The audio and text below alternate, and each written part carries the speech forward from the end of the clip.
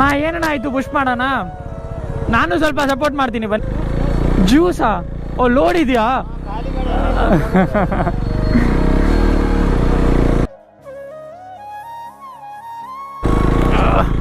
ಮೈಸೂರ್. ಒಂದು ಸೆಕೆಂಡ್ ಮುಂದೆ ಗಾಡಿ ಇದೆ, ಮುಂದೆ ಗಾಡಿ ಇದೆ.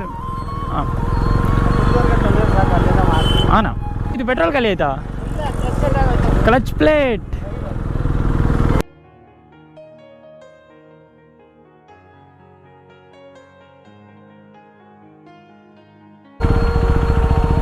ಗಾಡಿ ಆನ್ ಆಗ್ತಾ ಇಲ್ಲಣ್ಣ. ಈ ಸೈಡ್ ಹೋಗ್ತೀರಾ?